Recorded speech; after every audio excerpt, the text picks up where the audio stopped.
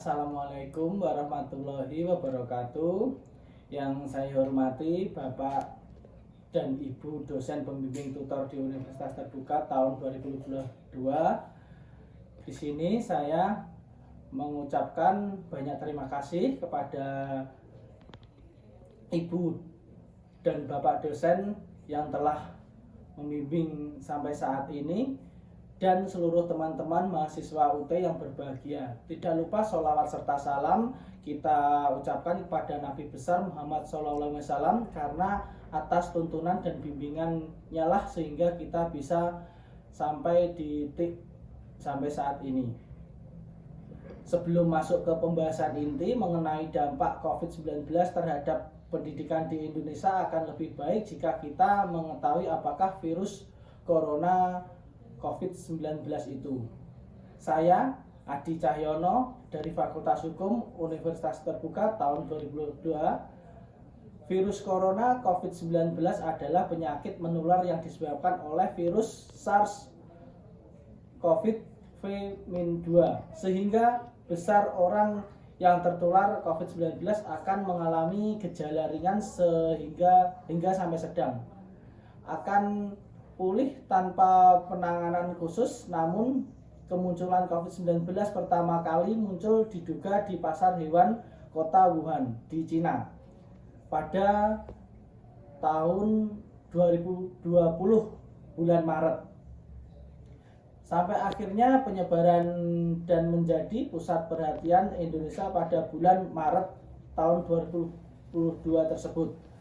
Untuk pertama kalinya pemerintah mengumumkan 2 kasus pasien COVID-19 di Indonesia. Sejak munculnya wabah virus corona, timbul berbagai masalah. Sebab virus tersebut tidak hanya menyerang manusia, tetapi juga memberikan dampak terhadap perekonomian di dunia ini, serta mempengaruhi kehidupan sosial di berbagai negara. Salah satunya yaitu adalah dalam dunia pendidikan di Indonesia, yang sebelumnya pada saat pandemi ini sistem pembelajaran tersebut tidak lagi berlaku. Guna mengurangi penyebaran virus COVID-19 di Indonesia, penularan COVID-19 begitu cepat menular dari manusia ke manusia lainnya. Jumlah korban dan angka kasus kian meningkat hingga tulisan ini di dunia mencapai lebih dari 58,7 juta kasus. COVID-19 ditularkan dari seorang yang terkena virus SARS-CoV-2 ke orang lainnya. Penyakit ini dapat menyebarkan melalui droplet atau tetesan air dari hidung, mulut, atau bagian lain dari tubuh manusia.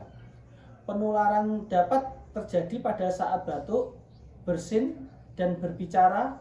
Seorang juga dapat terinfeksi COVID-19 bila tanpa sengaja menghirup droplet dari penderita. Ini alasan mengapa penting untuk menjaga jarak hingga kurang lebih 1 meter dari berhubungan dari antara manusia lain ke orang lain.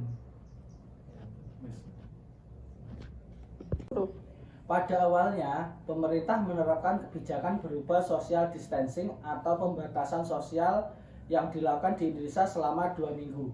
Pemerintah berharap dengan dilakukan kebijakan social distancing tersebut dapat mengurangi penyebaran virus COVID-19.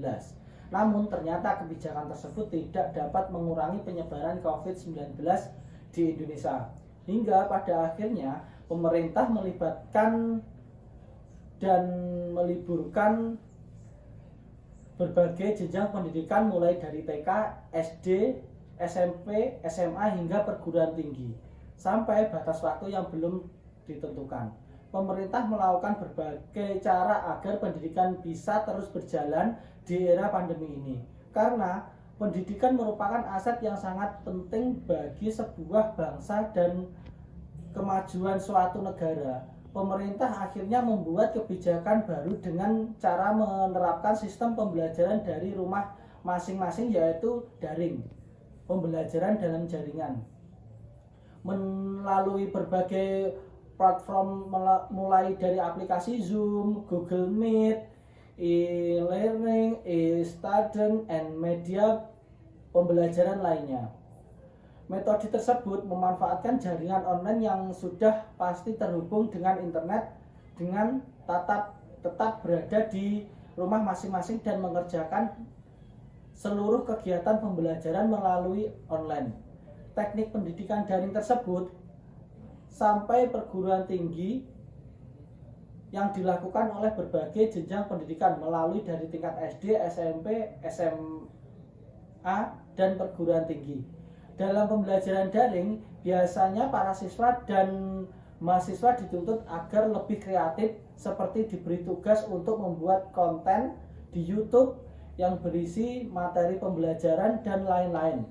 Selain ide-ide kreatif tersebut, para siswa dan mahasiswa juga memberikan tugas melalui online oleh para guru dan dosen dengan menganjurkan mengumpulkan tugas yang diberikan melalui sistem yang disediakan oleh setiap sekolah dan kampus sesuai kebijakan yang diterapkan. Karena setiap sekolah atau kampus pasti menerapkan kebijakan yang berbeda-beda.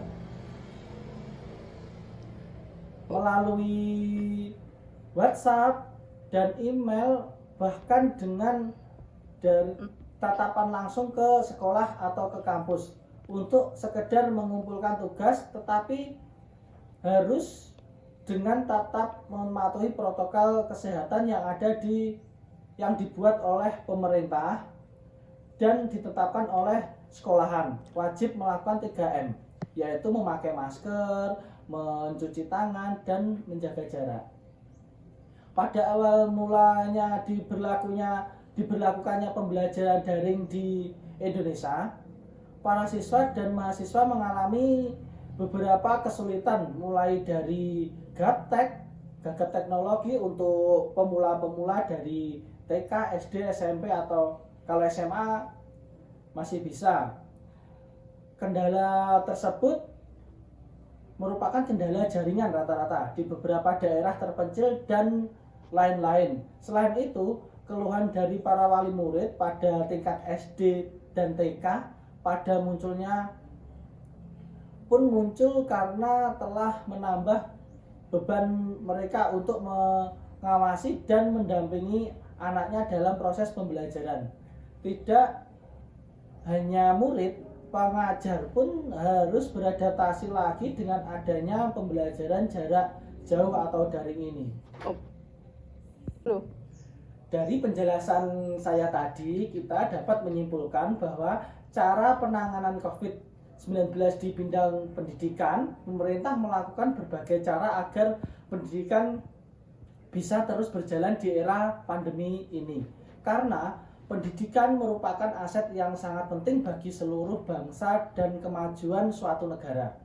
Pemerintah akhirnya membuat kebijakan baru dengan ini menerapkan sistem pembelajaran dari rumah masing-masing, yaitu daring, melalui berbagai platform mulai dari aplikasi Zoom, Google Meet, e-learning, e-student, dan media pembelajaran lainnya. Metode tersebut memanfaatkan jaringan online yang sudah pasti terhubung dengan internet dengan tetap berada di rumah masing-masing dan mengerjakan seluruh kegiatan pembelajaran melalui online. Demikian yang dapat saya sampaikan. Semoga bermanfaat bagi kita semua. Mohon maaf yang sebesar-besarnya atas segala kekurangan atau ucapan yang salah. Wassalamualaikum warahmatullahi wabarakatuh.